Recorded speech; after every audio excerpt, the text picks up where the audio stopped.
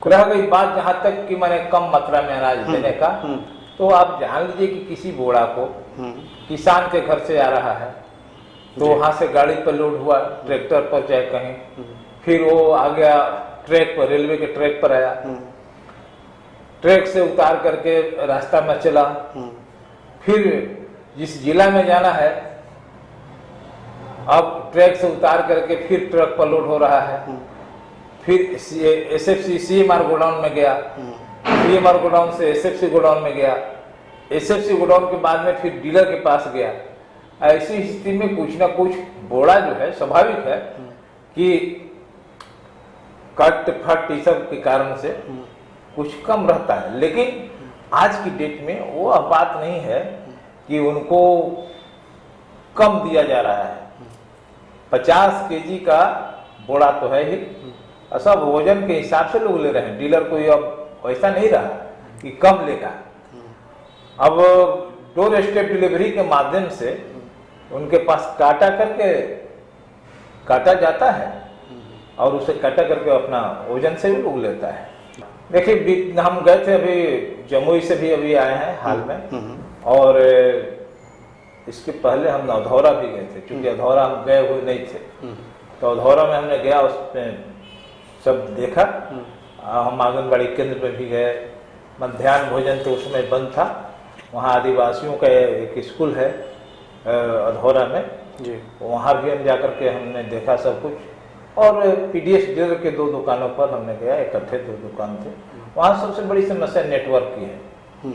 Online जो है online, हाँ, तो उसमें नेटवर्क की समस्या रहती है और उसके लिए विकल्प निकाला गया है कि उनको कैसे करना है।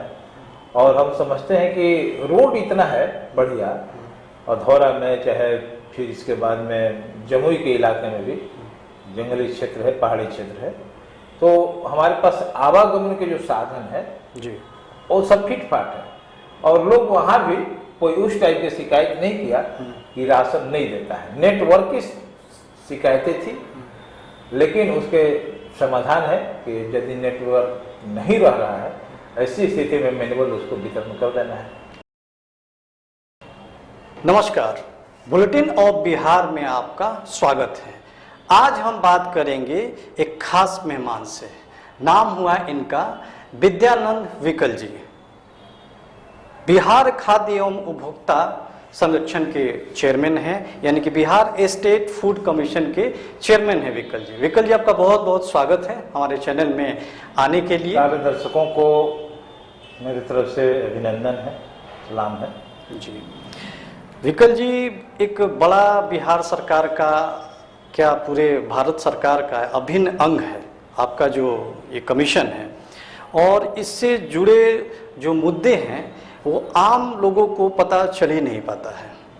और ख़ास करके डीलर तबके के भी लोग जो हैं वो हो सकता है कि आप अप्रोचेबल नहीं हो, या हो सकता है कि वो आपके पास पहुंच ना पा रहे हों। तो उनसे जुड़े हुए कई मुद्दे हैं और हम चाहेंगे कि बड़ी बेबाकी और ईमानदारी से हम अपनी जवाब रखेंगे दर्शकों के सामने। पहला क्वेश्चन होगा विकल जी आपसे कि खाद्य एवं उपभोक्ता संरक्षण आयोग के अध्यक्ष के नाते आप बिहार को राशन आवंटन करने के मामले में किस स्थान पर देखते हैं? देखिए, पहले तो मैं ये बताना चाह रहा हूँ कि आज की डेट में खाद्य आयोग और खाद्य आपूर्ति विभाग है बिहार सरकार के, इसके बारे में पूरे बिहार में चर्चा है, सारे लोग जान रहे हैं, सुदूर इलाके तक लोग जान रहे हैं, और इसके लिए हम लगातार प्रयास कर रहे हैं जी। हम क्षेत्रों में भ्रमण करते हैं, मीटिंग करते हैं, समीक्षा मीटिंग करते हैं, अखबार में हम पूरे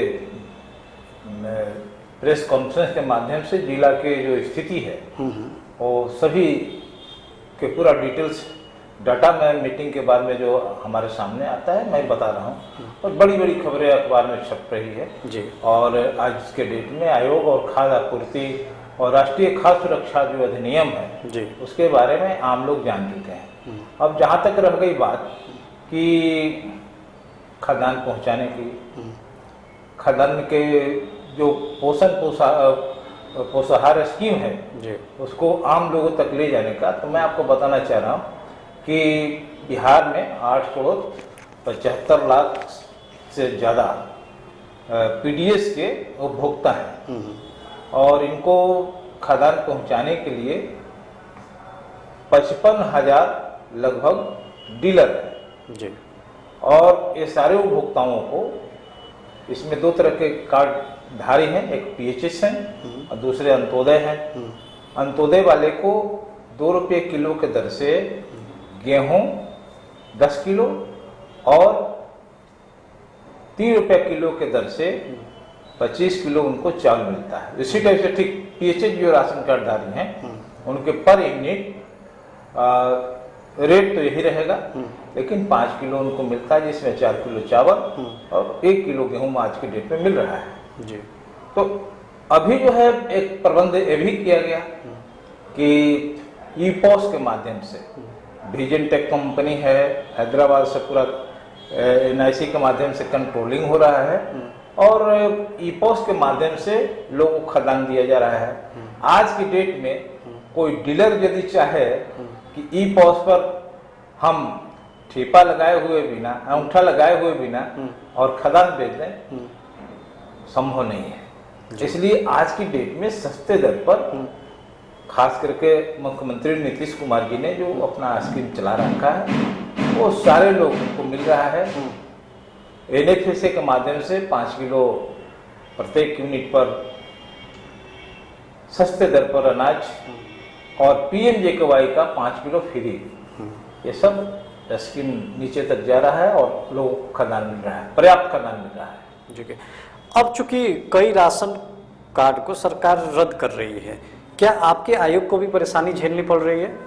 देखिए, मेरे पास राशन कार्ड के बारे में बातें आती है, लेकिन इधर हाल के वर्षों में जी विभाग ने लगातार काम किया है।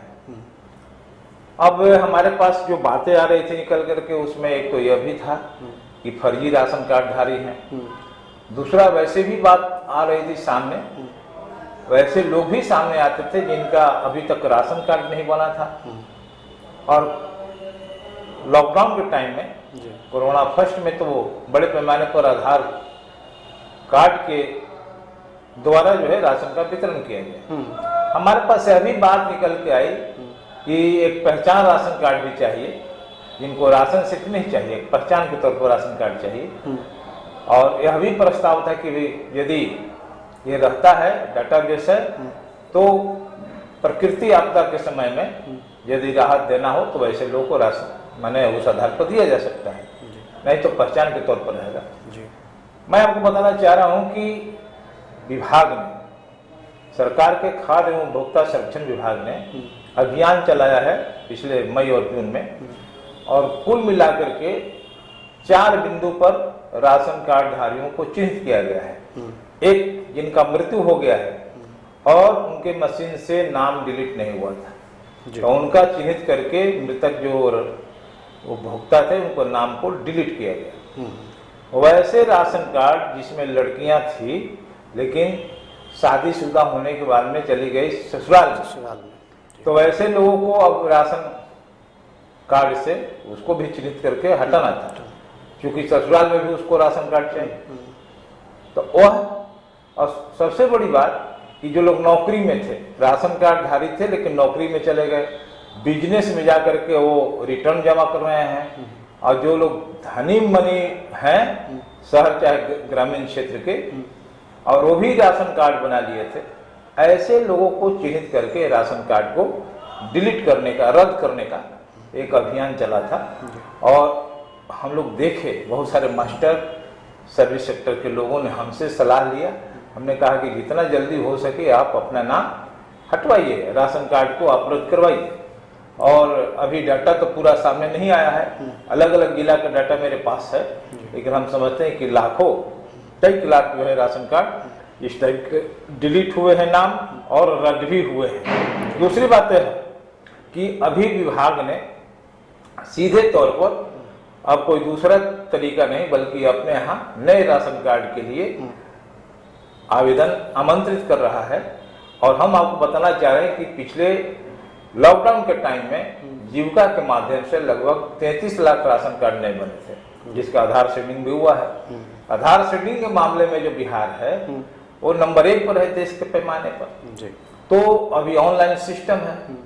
तो राशन कार्ड के बारे में हमारी बातचीत विभाग में हुई थी, तो अब तो भारत सरकार ने राशन कार्ड को बंद कर दिया है, क्योंकि सारा अब ऑनलाइन हो गया और वहां पर आधार डालिए और इसके बाद में राशन आपको मिल जाएगा। तो ये भारत सरकार ने राशन कार्ड की जो बात है, क्योंकि पुराने राशन कार्ड पड़ गए थे, फट गए थे, तब अब कोई भी उपभोक्ता राशन कार्ड लेके नहीं जाता। राशन कार्ड के नंबर तो वहां है, आधार नंबर जैसे डालेगा उसमें नाम आएगा, टीपा लगाएगा, उसको राशन मिल जाएगा। तो राशन कार्ड की जो व्यवस्था थी वो उसको भी भारत सरकार ने उसको हटा दिया है। तो मैं आपको बताना चाह रहा हूं कि बिहार में हम लोगों ने, हम तो हमेशा सेक्रेटरी से मिलकर के बात करते हैं, प्रस्ताव रखते हैं और जिला में भी जाते हैं तो वहाँ भी प्रस्ताव देते हैं। तो वो सारे चीज जो है ऊपर में आ रहा है और सरकार उस आधार पर, माने मुख्यमंत्री जी लगातार कोशिश कर रहे हैं कि हम उपभोक्ताओं को जो हमारा कैंपेन है पोषण का, पोषाहार का, खाद्यान्न पहुंचाने का, वो काम को करें और लगातार कर रहे हैं। इसलिए राशन कार्ड के मामले में कोई समस्या नहीं है। विद्यानंद जी, डीलर से संबंधित कुछ प्रश्न आ रहे थे कि डीलर बनाने का जो टारगेट सेट किया जाता है उसमें कितनी सफलता मिली, डीलर बनाने की क्या योग्यता आप रख रहे हैं? और ऐसा सुना जा रहा है, डीलरों ने कंप्लेन की है कि जो उन्हें मिलता है, यानी सामान जो खाद्यान्न डिलीवर किया जाता है सरकार की तरफ से हो या आयोग की तरफ से हो, उसमें कुछ कमी रह जाती है। कमी यानी कि उसका वजन कम रहता है, इसमें कितनी सच्चाई है? देखिए, 2 बात आपने कहा। तो पहला बात मैं आपको बताना चाह रहा हूँ कि डीलर बनाने की जो प्रक्रिया है, कंट्रोल ऑर्डर 2016 में जो प्रपत्र है तैयार, उसके हिसाब से डीलर की नियुक्ति होती है और उसमें 4-5 चीज तो एकदम इम्पोर्टेंट है, जिसमें व्यापार स्थल, कंप्यूटर की शिक्षा होना चाहिए और हम बेरोजगारी को भी जोड़ के देखते हैं। तो यदि कहीं वैकेंसी है तो वहां पर अप्लाई होता है और बड़े पैमाने पर इधर 1 साल के अंदर में बहालियां हुई है डीलरों की। तो एजुकेशन नंबर 1 पर है, सबसे फर्स्ट प्रायोरिटी एजुकेशन के दिया जाता है। दूसरा जो इम्पोर्टेंट चीज है कंप्यूटर है, तीसरा व्यापार स्थल है। तो उस आधार पर हम देख रहे हैं कि कहीं कोई दिक्कत नहीं है। और जहां भी तकनीकी तौर पर अभी अगर दिक्कत हुआ तो अभी तो लोग इतना अवेयरनेस हो गए, केंद्र में है अवेयरनेस है कि वो लोग तुरंत ही कंप्लेन करते हैं एक दूसरे के खिलाफ। तो इस स्तर पर कोई जटिलता सरकार के सामने नहीं है डीलर की नियुक्ति में। मैं आपको ये बताना चाह रहा हूँ कि लगभग 55,000 डीलर का पद सृजित था, वो 2011 की जनगणना के आधार पर। और मैं जहाँ तक समझता हूँ कि अभी जनगणना राष्ट्रीय लेवल पर होने वाला है, बिहार के भी जनगणना शुरू होने वाला है। बिहार में तो जनगणना जाति आधारित भी हो रहा है, यह एक मॉडल है देश के पैमाने पर। माननीय मुख्यमंत्री जी ने सत्ता विपक्ष के सारे राजनीतिक दलों के माध्यम से प्रस्ताव लिया है और काम भी आगे बढ़ा चुके हैं। तो अब ये जो जनगणना हो जाएगा तो संख्या के आधार पर नई नियुक्तियां भी होगी, लेकिन अभी जो है हर जिला में नियुक्ति डीलर की है वो 2 स्तर की नियुक्ति है। अगर कोई डीलर हैं पुराने जिनकी उम्र 58 साल से ज्यादा हो गई, डेथ हो गया, तो वहां पर अनुकंपा लागू नहीं होगा।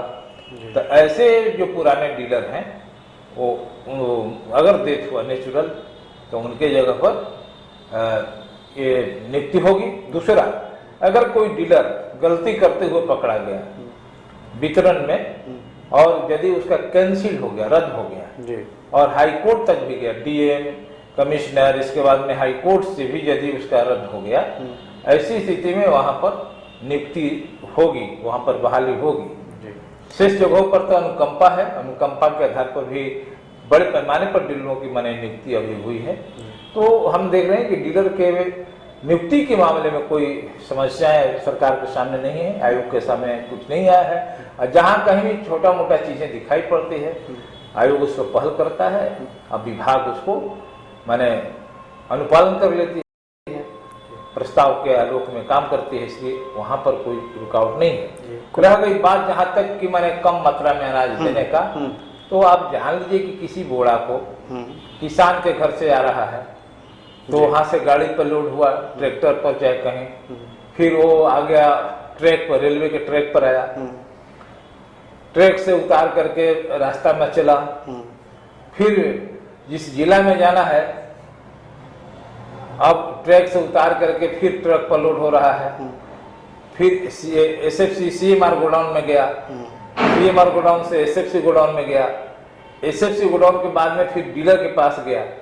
ऐसी स्थिति में कुछ ना कुछ बोरा जो है, स्वाभाविक है कि कट फट इस सब के कारण से कुछ कम रहता है, लेकिन आज की डेट में वो बात नहीं है कि उनको कम दिया जा रहा है। 50 केजी का बोरा तो है ही, सब वजन के हिसाब से लोग ले रहे हैं, डीलर कोई अब वैसा नहीं रहा कि कम लेगा। अब डोर स्टेप डिलीवरी के माध्यम से उनके पास काटा करके काटा जाता है और उसे काटा करके अपना वजन से भी लोग लेता है, इसलिए एक माने इसी टाइप की बात है। सर, जमुई और अघोरा पहाड़ी इलाकों में वितरण की समस्याएं आती है, तो उससे कैसे निपट रहे हैं आप? देखिए, हम गए थे अभी जमुई से भी अभी आए हैं हाल में, और इसके पहले हम अधौरा भी गए थे, क्योंकि अधौरा हम गए हुए नहीं थे, तो अधौरा में हमने गया, उसमें सब देखा। हम आंगनबाड़ी केंद्र में भी गए, मध्याह्न भोजन तो उसमें बंद था, वहाँ आदिवासियों का एक स्कूल है अधौरा में जी, वहाँ भी हम जाकर के हमने देखा सब कुछ, और पीडीएस डीलर के 2 दुकानों पर हमने गया, इकट्ठे 2 दुकान थे। वहाँ सबसे बड़ी समस्या नेटवर्क की है, ऑनलाइन जो है ऑनलाइन तो, हाँ, तो उसमें नेटवर्क की समस्या रहती है, और उसके लिए विकल्प निकाला गया है कि उनको कैसे करना है। और हम समझते हैं कि रोड इतना है बढ़िया अधौरा में, चाहे फिर इसके बाद में जमुई के इलाके में भी जंगली क्षेत्र है, पहाड़ी क्षेत्र है, तो हमारे पास आवागमन के जो साधन है जी, वो सब फिट फाट है, और लोग वहाँ भी कोई उस टाइप की शिकायत नहीं किया कि राशन नहीं देता है। नेटवर्क की शिकायतें थी, लेकिन उसके समाधान है कि यदि नेटवर्क नहीं रह रहा है, ऐसी स्थिति में मैनुअल उसको वितरण कर देना है, तो उसमें किसी उपभोक्ता के कोई समस्या हमारे पास नहीं है। गर्भवती महिलाओं और स्तनपान करने वाली महिलाओं के लिए क्या प्रावधान है अपने यहाँ?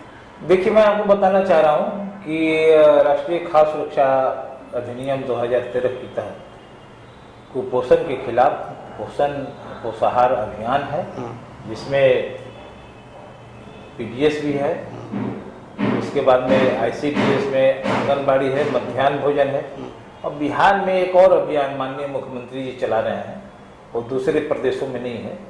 वो उस अभियान का नाम है मुख्यमंत्री छात्रावास अनुदान अन्न योजना। अच्छा। वो अम्बेडकर हॉस्टल में अनुसूचित जाति जनजाति के बच्चों को जो पोस्ट मैट्रिक है उनको दिया जाता है। कर्पूरी जननायक कर्पूरी ठाकुर छात्रावास में अति पिछड़े समुदाय के जो बच्चे हैं, गरीब बच्चे हैं, उनको भी दिया जाता है। और संक्षेप छात्रावास है, वहाँ पढ़ने वाले जो पोस्ट मैट्रिक छात्र हैं वहाँ पर 15 किलो अनाज फ्री में दिया जाता है, 1000 रुपया दिया जाता है। यानी SC ST EBC और माइनॉरिटी के छात्रावासों में माननीय मुख्यमंत्री जी मुख्यमंत्री छात्रावास अनुदान अन्न योजना ये चला रहे हैं, जिसमें 15 किलो उनको चावल देना है, और उसमें 15 किलो जो है कुल, उसमें 6 किलो गेहूँ, 9 किलो चावल देना है, और 1000 रुपया। तो ये सारे चीज़ों को हम लोग देख रहे हैं। और आपने जो बात को रखा, तो बिहार में जो अभियान है ICDS के माध्यम से, उसमें जो बच्चे पढ़ रहे हैं आंगनबाड़ी केंद्रों में, उनके पोशाक भी दिया जाता है। अब मेनू चेंज हो गया, उनको अंडा भी देना है, दूध भी देना है, पहले नहीं मिलता था, और सब्जी दाल ये सब माने देना है, पढ़ाई भी करना है। तो यह काम माने बिहार में शुरू हुआ। दूसरा है उस आंगनबाड़ी केंद्र से जो मातृवंदन, प्रधानमंत्री मातृवंदन योजना है, जिसमें फर्स्ट बार कोई लेडीज, कोई महिला गर्भवती होती है तो उसको 5000 रुपया अनुदान मिलता है, 3 किस्त में मिलता है। एक तो जैसे ही चिन्हित हुआ, रजिस्ट्रेशन हुआ तो 2000 मिलेगा, टीका लगने के बाद में 2000 मिलेगा और डिलीवरी के बाद में 1000 मिलेगा। तो ये चलता है। फिर इसके बाद में वो 1 to 6 जो है उसमें भी एक अभियान है THR करके, तो सूखा अनाज दिया जाता है जिसमें बच्चे को पोषाहार के रूप में काम करेगा। फिर इसके बाद में तो जब आंगनबाड़ी में जाने लगा तो आंगनबाड़ी में जाने के बाद में तो उसको सब ऑलरेडी है, मध्य मिडिल, अब स्कूल में गया तो वहाँ भी मध्याह्न भोजन है। तो ये अभियान चल रहा है वहाँ पर मातृबंधन योजना के तहत। और इसके बाद में गोद भराई स्कीम है जिसमें 3000 रुपया पर महीना दिया जाता है, खर्च होता है। टीकाकरण अभियान है और NRC स्कीम है, वहाँ से चलता है, भारत सरकार का स्कीम है। प्रत्येक जिला में एक केंद्र है, पोषण पुनर्वास केंद्र, जहाँ पर 20 बच्चे को रहने का प्रबंध है। 1 से 14 या अधिकतम 21 दिन रहेगा। उसमें माँ को 256 रुपये की दर से पर डे वेजेज भी मिलता है, उसको फ्री में खाना है। और एक बच्चे पर कुल मिलाकर के 20,000 रुपया ये 14 दिनों में खर्च करते हैं। इसको आंगनबाड़ी और आशा के माध्यम से बच्चों को चिन्हित करके अति कुपोषित बच्चों को ले जाकर वहाँ पर पहुँचाना है। तो बिहार के सारे जिला में जो स्वास्थ्य केंद्र है उसमें एक केंद्र चल रहा है, स्थापित हुआ है। इसको भी हम लोग अपने दायरे में लाए हैं। इसके अलावे मैं आपको बताना चाह रहा हूँ कि एक बिहार का जो मेगा प्रोजेक्ट है माननीय मुख्यमंत्री जी का, कन्या उत्थान योजना, मुख्यमंत्री कन्या उत्थान योजना। इसमें जो लड़कियां जन्म लेती है उसको जन्म प्रमाण पत्र दिया जाता है। इसके बाद में रजिस्ट्रेशन होता है, उसके खाते में पैसा जमा होता है। तो इस सारे स्कीम को हम लोगों ने फोकस किया है, समझे कि नहीं। और एक अच्छा अवेयरनेस हुआ। और हमने तो अभी एकदम वर्गीकरण करने का, आंगनबाड़ी केंद्रों का परफॉर्मेंस के आधार पर वर्गीकरण करने का, PDS डीलरों का भी परफॉर्मेंस के आधार पर वर्गीकरण, कौन आदमी SIO टाइम पर कटा लेता है, समय से दुकान खोल के रखता है, समय पर बंद करता है, कौन साइन बोर्ड सामने रखा हुआ है, कौन तालिका रेट तालिका और खदान का सब कुछ फिटफाट करके रखा है। फिर इसके बाद में उसके भंडार पंजिका का स्थिति है, नाप तोल की जो मशीन है उसका क्या स्थिति है, ई पहुंचले वो स्लिप जो निकल रहा है, स्लिप दे रहा है कि नहीं ग्राहकों का। और सबसे बड़ा बात यह है कि ग्राहकों के साथ माने उपभोक्ता के साथ उसका जो है बिहेव कैसा है। इसी को क्राइटेरिया बना करके जो है हम लोगों ने PDS डीलरों का भी जन वितरण जो विक्रेता हैं उनको भी वर्गीकरण करवाया है। और MO को जिम्मेदारी दिया है कि आप कम से कम 25 दुकान को डायरेक्ट वितरण को मैंने रेगुलर मॉनिटरिंग कीजिए। इसी टाइप से CDPO और LS को हम लोगों ने दिया कि 25-25 जो आंगनबाड़ी केंद्र है उसका सीधे आप देखिए, है ना, उसका रिपोर्ट। हम लोग DSO को भी जिम्मेदारी दिया है और ICDS के जो है DPO को भी। इसी टाइप से मध्याह्न भोजन में जितने BRP प्रभारी हैं सबको हुआ कि भाई आप 25 स्कूल को डायरेक्ट देखिए, वहां पर हर चीज देखिए और स्कूलों का भी वर्गीकरण कीजिए कि कौन आदमी, कौन स्कूल एक कैटेगरी में है, कौन B में है, कौन C में है। और इस टाइप से मैंने काम को हम लोगों ने सजाया है। और हमको यकीन है कि माननीय मुख्यमंत्री जी लगातार प्रयास कर रहे हैं, लेकिन अभी राष्ट्रीय स्तर पर खाद्य सुरक्षा अधिनियम को अनुपालन करने के मामले में भारत सरकार ने जो लिस्ट जारी किया है, बिहार नंबर 7 पर है, उड़ीसा नंबर 1 पर है। और हम लोग का एकदम विजन है, ये मिशन मोड में काम हम आगे बढ़ा रहे हैं आयोग की तरफ से विभाग के साथ मिल करके कि हम अगला जो रिपोर्ट जारी हो उस रिपोर्ट में खास राष्ट्रीय खाद्य सुरक्षा अधिनियम को लागू करने के मामले में बिहार अव्वल नंबर 1 पर स्थान पर है, नंबर 1 का स्थान पर है। इसके लिए हम लोगों ने काम को सजाया है और हमको यकीन है कि माननीय मुख्यमंत्री श्री नीतीश कुमार जी का जो कुपोषण के खिलाफ अभियान है, पोषण और पोषाहार का, ये सारे अभियान माने सारे वैसे लोग जो उसको लाभ लेने से कहीं ना कहीं वंचित रह जा रहे थे उन तक पहुंचा दिया जाएगा, आसानी से पहुंचाया जाएगा और अब कोई विरोध का स्वर सामने नहीं आएगा। विद्यानंद जी, शिकायत निवारण केंद्र जो होता है उसको कैसे हैंडल करते हैं? जैसे कहीं भी कंप्लेन आप देखिएगा, कंप्लेन डायरी होती है, तो उपभोक्ता कंप्लेन कहाँ करे? देखिए, वो उपभोक्ता के लिए 2-3 फॉर्म है शिकायत के लिए। एक तो राष्ट्रीय खाद्य सुरक्षा अधिनियम में ही कॉल सेंटर का हेल्पलाइन की बात कही गई है, तो सभी जिला में हेल्पलाइन और खुला हुआ है, और यहाँ भी मुख्यालय में भी है हेल्पलाइन। वहाँ कंप्लेन आते हैं और उसकी सुनवाई होती है। हमारे आयोग में भी हमने भी टोल फ्री नंबर जारी किया है, और वहाँ जो कंप्लेन आते हैं खुद उसको लेकर के हम लोग सॉर्ट आउट करते हैं, बात करते हैं। इसी टाइप से जिला में भी है। जिला में एक और व्यवस्था है DGRO का, जिला शिकायत निवारण पदाधिकारी का, आयोग के माध्यम से। वो सभी जगह नामित हैं, लेकिन वो फंक्शन में नहीं था। तो पिछले दिनों हम लोगों ने उनका एक अवेयरनेस प्रोग्राम चलाया आयोग में, और अभी हाल ही में इस महीना से लेके अगस्त के फर्स्ट वीक में हम एक और कैंपेन चला रहे हैं अपने कार्यालय में, जिसमें DPO ICDS और DPO मध्याह्न भोजन ये लोग आएंगे परमंडल स्तर का। तो इस टाइप से हम लोग माने सिस्टम को ला रहे हैं, और DGRO यदि एक्टिव हो गया, उस पर फोकस भी है, तो हम समझते हैं कि जिला शिकायत का जितने भी जिला स्तर की शिकायत आएगी वो सब DGRO के ऑफिस में हल हो जाएगा। अगर वहाँ से कोई संतुष्ट नहीं हो रहा है और अपील करता है आयोग में, आयोग के न्यायालय में, तो यहाँ सुनवाई होगी। स्वतः संज्ञान लेके भी आयोग अपना कार्रवाई करता है। न्यायालय है, उसमें हम लोग बात दाखिल करते हैं, उसकी सुनवाई करते हैं।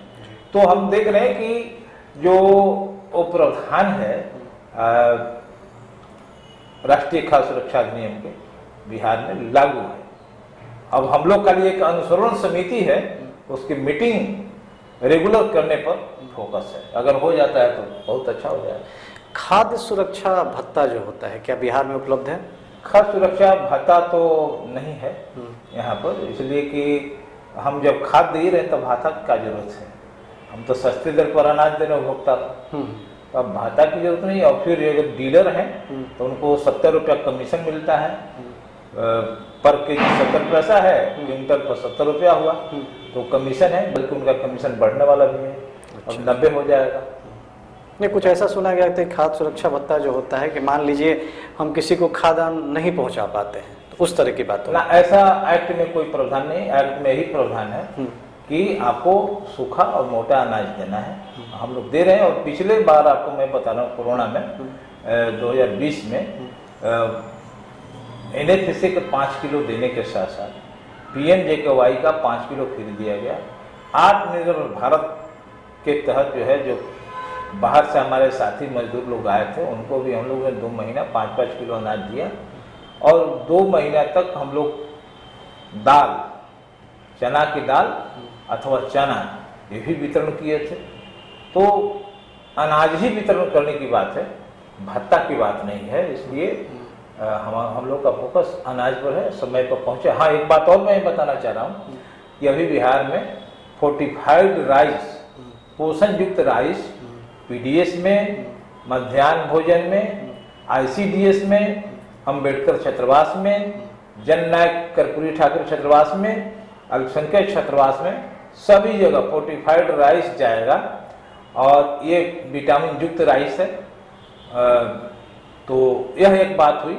दूसरा कि अब हम लोग अलग अलग माने क्षेत्रों में पहले वितरण होता था, ICDS के अलग से अपना मार्केट से लोग खरीदते थे, और अम्बेडकर हॉस्टलों में भी। अब सारा राइस जितना है, चावल, वो सब हमारे SFC के माध्यम से जाएगा एक जगह से, और TPDS गोडाउन से सारे उपभोक्ता के पास, डीलर या डायरेक्ट स्कूल या आंगनबाड़ी केंद्र में पहुंचाया जाएगा, हॉस्टल में पहुंचाया जाएगा। तो यह एक नया चीज मैं समझता हूं कि बिहार करने जा रहा है। जी, ये अंत्योदय योजना का लाभ कितने % लोगों को मिलता है या मिल रहा है? 100% लोग, बिहार में 100% लोग। 100%। जी, बिहार में लक्षित सार्वजनिक वितरण प्रणाली यानी TPDS कितना प्रभावी है?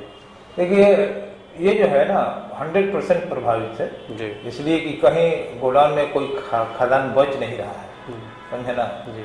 इसलिए हम लोग के परफॉर्मेंस जो है, अभी तो हम 7वें रैंक पर आए हैं। कुछ तकनीकी कारण से हम राष्ट्रीय लेवल पर हम नीचे रह गए हैं, जिसको हमने कल ही सेक्रेटरी साहब के साथ, विनय बाबू के साथ हमारी बात हुई थी, और विभाग में जो लोग आयोग को भी देखते हैं उनके साथ बातचीत हुई, और हम लोग कुछ और काम करके नंबर 1 पर आने के लिए प्लानिंग की है। जी, ये हैं विद्यानंद विकल जी, बिहार खाद्य एवं उपभोक्ता संरक्षण के खाद्य आयोग के चेयरमैन हैं, और बड़े ही ईमानदारी और बेबाकी से अपनी बातें रखी हैं। उम्मीद है कि सारे व्यूअर्स, सारे हमारे दर्शक और सभी उपभोक्ता, सभी डीलर्स को इनकी बातें बहुत पसंद आएगी, और बुलेटिन ऑफ बिहार में विकल जी आप आएँ, इसके लिए आपका बहुत बहुत स्वागत। धन्यवाद। Thank you. सारे दर्शकों को फिर नमस्कार। Thank you.